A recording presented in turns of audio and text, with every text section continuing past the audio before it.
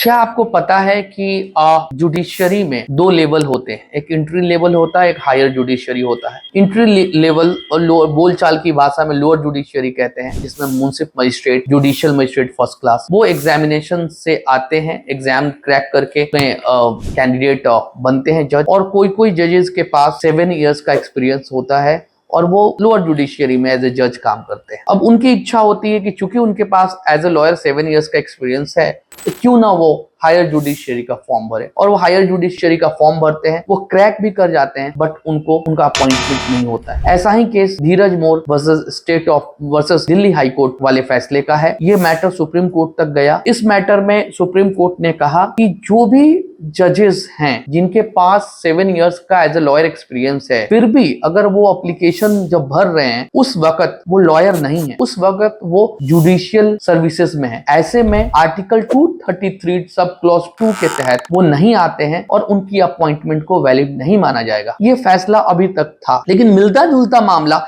Kerala high court के पास आया और केरला हाई कोर्ट ने इस चीज को माना कि अगर आप जज हैं, लोअर जुडिशियरी में हैं, तो आप हायर जुडिशियरी में नहीं जा सकते, इवन दो आपके पास 7 इयर्स का एक्सपीरियंस है। सिंगल बेंच ने बोला। डबल बेंच ने इस फैसले में पाया कि समझते हैं कि इसमें सर्टिफिकेट देना पड़ेगा, इसमें substantial question of law involve है, और ये मैटर चला गया सुप्रीम कोर्ट। सुप्रीम कोर्ट को स्टे किया और आज ये निर्णय लिया चीफ जस्टिस ने, chief justice B R. Gavai, justice K Vinod Chandran and justice N V. Anjaria ने इस मैटर को कॉन्स्टिट्यूशनल बेंच के पास भेजा जाए। कॉन्स्टिट्यूशनल बेंच ये फैसला करेगा कि वो जजेस जो एज ए लॉयर 7 इयर्स का एक्सपीरियंस उनके पास है, क्या वो एग्जाम क्रैक करके हायर जुडिशियरी में जज बन सकते हैं। ये मैटर को देखा जाएगा और हो सकता है कि धीरज मोर वाले केस को पलट दिया जाए। तो ये रेफरेंस आज चीफ जस्टिस ने भेजा है और बहुत जल्दी इस रेफरेंस के ऊपर कॉन्स्टिट्यूशनल बेंच सुनवाई करेगी। मुद्दा ये है कि देखिए, लोअर जुडिशियरी में अगर कोई जजेस अपने परफॉर्मेंस के बेस पर प्रमोशन करके हायर जुडिशरी में जाता है,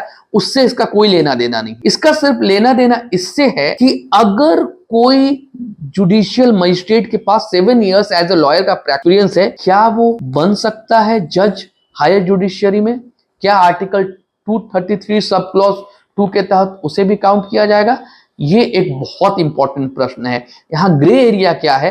आर्टिकल 233 सब क्लॉज 2 कहता है कि हाई डिस्ट्रिक्ट कोर्ट के जज बनने के लिए आपके पास 7 इयर्स का एक्सपीरियंस चाहिए और हाई कोर्ट का रिकमेंडेशन चाहिए। यहाँ पे कॉन्स्टिट्यूशनल पूरी तरह साइलेंट है कि आप जुडिशियली सर्विस में हैं या नहीं। तो यहाँ पे ये मैटर को कॉन्स्टिट्यूशनल बेंच डिसाइड करेगा, 5 जजों की बेंच की है क्या। फिलहाल लॉ धीरज मोर वाले में यह है कि नहीं, कोई भी जुडिशियल मजिस्ट्रेट लोअर जुडिशियरी का कैंडिडेट हायर जुडिशियरी में लॉयर वाले कोटा से 7 इयर्स का एक्सपीरियंस उसके पास हो भी, फिर भी वो जज नहीं बन सकता है। लेकिन मुझे लगता है कि ये शायद फैसला पलट जाए, क्योंकि आज 5 जजों की बेंच इस मैटर को दोबारा सुनवाई करेगी और ये बहुत इंपॉर्टेंट अपडेट है। एडवोकेट ऑन रिकॉर्ड्स के एग्जामिनेशन में धीरज मोर का केस लॉ आता है और ये बहुत इंपॉर्टेंट केस है। इसलिए मुझे लगा कि ये वीडियो बनाया जाए और आप जितने भी वकील बंधु हैं और जितने भी हमारे व्यूअर्स हैं उनको ये नॉलेज हो। धन्यवाद।